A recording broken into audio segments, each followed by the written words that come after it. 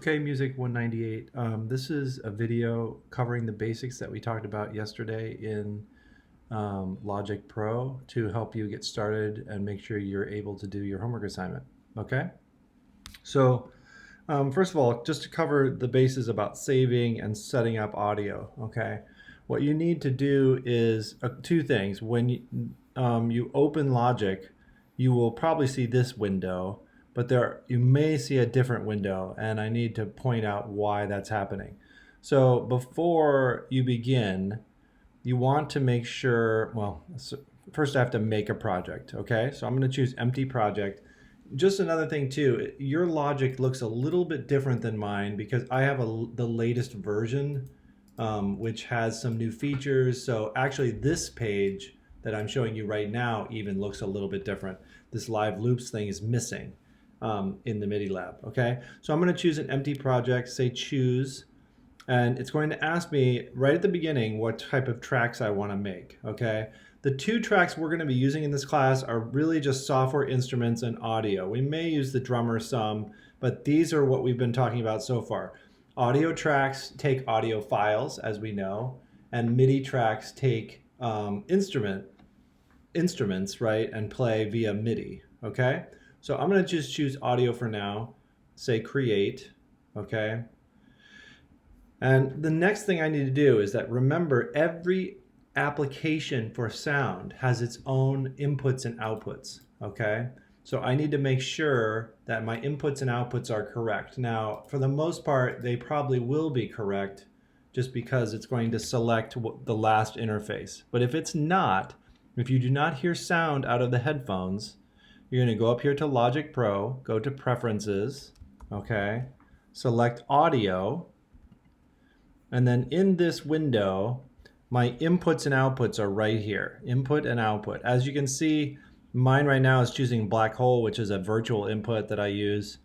I would need to switch to Logic Pro speakers or Zoom or whatever I'm using. Most commonly for you guys, you're going to use something called the Sapphire. So it'll say Sapphire Pro or Scarlett. I think actually it says Scarlett. That's the little red box on the table that has the headphones plugged into it, okay? And that's your audio interface. Remember too, if you sit down at the computer and the audio interface does not work or you don't get sound, the quickest solution is to unplug it and plug it back in. It will most likely connect back up to it, all right? And it is pretty common for audio interfaces to get dropped, meaning that the computer loses connection with it, which is super annoying. It's just the way it is. It's always been that way, unfortunately. So once I create a track, okay, we're looking at our window here. So a couple of things that I talked about in class. The first is getting to a position where I can see the time, right? Because remember, on the timeline at the top, these are measure numbers. They're not minutes, they're not seconds, they're measure numbers right here, okay? And if I zoom in and out, I can see that the grid changes and it shows me more beats and stuff in the measure. So, and I zoom in and out, actually, the easiest way is with command arrows, okay? So I use the command and the arrow key, and that allows me to zoom in and out, all right? So if I want to see the time, I need to go up here to the transport object, click on this display mode button and go down to time, okay? And now this will show me time. And again, I do not know why this one is out here. It always is, but you know, your project is not 100 hours long at this point.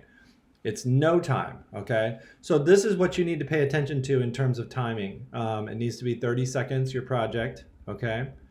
So to get started, remember, I need to now bring in sound, right? So in your project, you need to use some audio and some MIDI.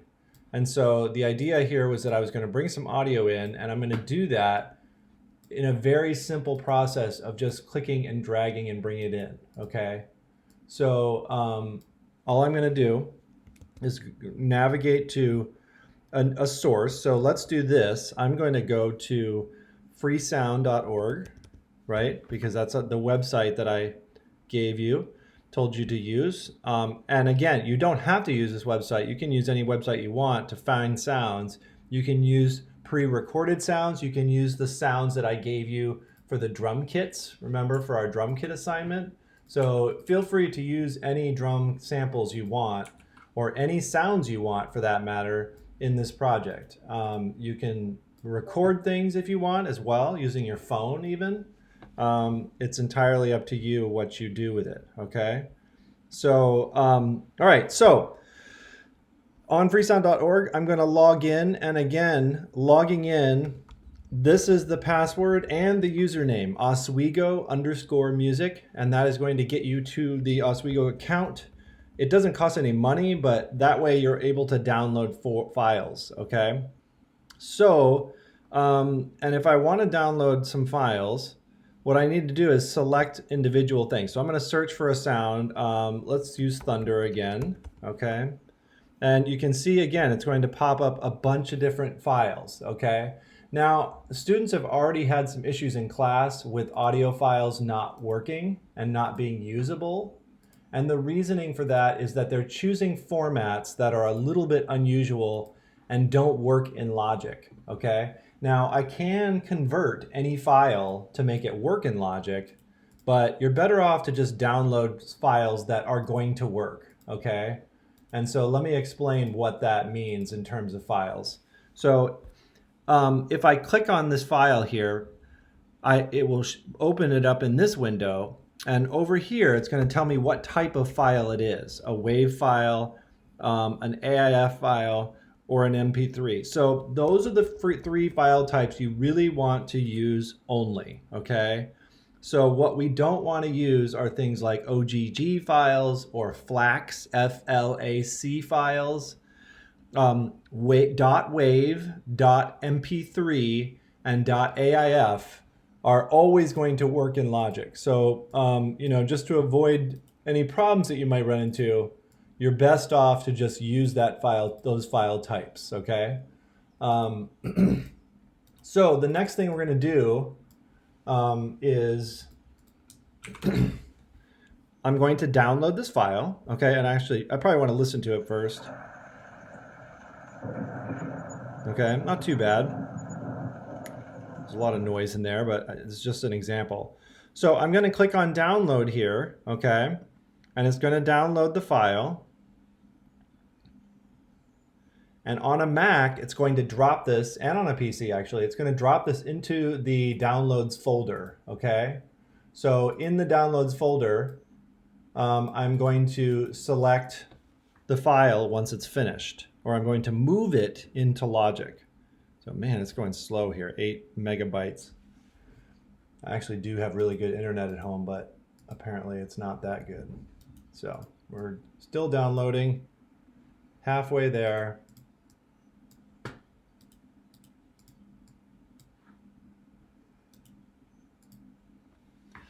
Getting there, 6 megabytes. So I'm gonna go to my Finder now and go to downloads. I just emptied my downloads folder, so you can see it's completely empty. Almost done, okay. So now that it's done, it's right here, okay? Thunder.wave or whatever this name is. If I wanted to change the name, I could, Thunder, and go over to Logic. And now I'm going to go back to the Finder and drag this in, right? Now, if I put it in this audio track, it's going to be usable. If I put it down here in this empty space, it's going to make a new track called Thunder. So it's up to you. Either you can put it in your track that you have or put it in the Thunder track, okay?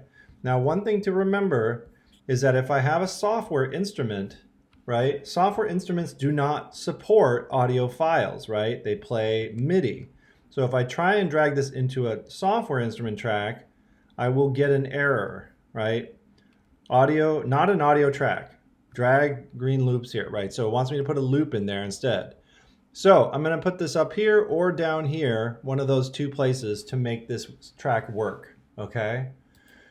So that's how I add audio files. If I can trim audio files as well, so, and copy them and do all kinds of stuff. So one easy way of copying them is to option drag, okay? I grab it from the top, or actually, I guess it doesn't matter where I grab it, and I can option drag. I can also go down to the bottom of this track and resize it. So say I want just a little piece of this audio file, I can do that. I can option drag that, and now I have a bunch of little clips of a single sound, okay? Whatever you want to do. So that is the basics of using audio, right? And again, remember the basic principle here is that every sound is going to have its own track, right? Because, or not every sound, I mean every different type of sound. So I can have all my thunder up here, but I wouldn't want to put a bell in the thunder track, right? Because thunder is a specific sound. It would normally get some effects that would support it, and you don't want very contrasting sounds in the same track, okay? All right, moving on. So here's a MIDI track that I created. And remember, I can add that track by going up here to track and then going to software instrument track, okay? If I want to add a new audio track, I go to new audio track, okay? Just another shortcut too. This button will pull up the dialog again for a new track. So if I click on this, you'll see it pops this up and I can choose a new track here. I can also duplicate a track, which is an incredibly useful tool for music because it allows me to take a track and make some minor variations of it by copying it and then changing it up. I do this all the time in my projects, okay? So, but in any case, I can select an instrument over here, piano, for instance, grand piano, and it will load the grand piano into the track, and now it's playable, right, as an instrument in the track. Oh, I'm not getting any sound. I wonder why. No, it doesn't really matter, actually. But my output must be incorrect. I must have not changed it. So anyway, so that's how I would add MIDI to the track. Let me go here. See, I need to change this to just speakers. Apply. Don't forget to hit the apply button or it will not change them. Now I should hear my keyboard. There we go. Okay. So that is the basics of adding a MIDI track, right? And remember, we record MIDI by going to the beginning or wherever, hit record. And if the metronome is on, that's fine. I can record whatever I'm trying to do. And now I have a little MIDI, what's called a region, right? This is a MIDI region with the MIDI notes in it. And if I wanted to edit them, for instance, I could click on them and edit them. If I wanted to change them, I could double click on this and then it's going to pull them up down here and I could actually move a note or I could resize a note, right? I can do all kinds of stuff to the MIDI, all right? So the last couple things to talk about then are the basics of your channel. So remember we talked about adding some effects. You can add effects if you want, but you don't have to. Notice that right now you don't see what's called the channel strip, all right? What we need to do is pull up something called the inspector in Logic to see the channel strip. And I'm gonna do that by clicking on this eye right here, okay? I click on the eye and that is gonna open up my inspector, which again, shows me my track right here in this window over here. So if I select different tracks, you can see that this is going to change from Steinway Grand to Thunder, right? And here's where I can add audio effects if I want to. So if you want to try out some other audio effects, you can. You're totally free to use those. Audio effects can go on MIDI or audio tracks. It's totally fine. Whatever you want to do with them is completely up to you, okay? So the last couple things we talked about, panning, okay? The panning knob in Logic is located in several places. Now, on your Logic, you probably don't see all of this stuff. If I hide that, you can see the panning knob here, or the panner knob for each track, okay? And remember, if this is too small, you won't see that panning knob. But I can drag this over and open it up and then the panning knob will appear. This is the main gain for my track if I want to change the volume of the track, right? So this is for changing the volume. This is for left and right panning. And then I have my mute and my solo buttons over here, okay? And my record enable button. okay? And that is all you need to know about this, okay? Now let's talk about a couple other things about your final projects in terms of saving. So remember, you need to save your tracks and you need to save them properly. And there are several methods for doing that. So the first thing you need to do is you have to, and you don't forget this, you have to make sure you've checked the box that includes the audio files in your project, okay? So remember, Logic saves everything as a project folder. And in fact, in Logic, it's called a package. Package is super useful and convenient. So if I go to up here to File, okay, I'm gonna go down to Save As. This is also Shift Command S. I click on that and it pulls up this dialog box, right? And really essential here are two buttons, okay? Two buttons here that really matter the most. That you save your project as a package and that you have the audio files box checked. You don't need to have these checked. Audio files is essential though, because it needs to copy those audio files from your project into your track, right? Or into the project folder. And if you don't do that, it will not do it properly, okay? So, and then I hit save. Now remember, as we talked about, it's really helpful for me if you name things correctly, right? Like Sally underscore music assignment 1 or whatever, assignment 1. Whatever, but at least I have a name, right? You know, Johnson, you can write Johnson. There's another one, project 1, whatever. But now the name in there helps a lot. When I go to download the files and listen to them, I don't have to sort through them and figure out whose is whose, okay?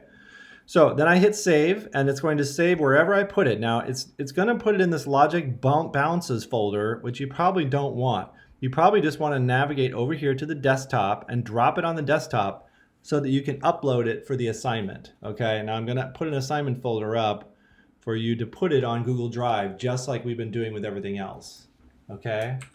So, and that should be it. Now, I'm trying to think if I missed anything. I missed one thing that I want to still mention. So remember, often when you open Logic for the first time, it opens it in this mode that's more like GarageBand, right? A lot of the functionality has been disabled and you're unable to select things or do certain functions because they've been disabled to simplify Logic, okay? We want to expand Logic to be fully functional.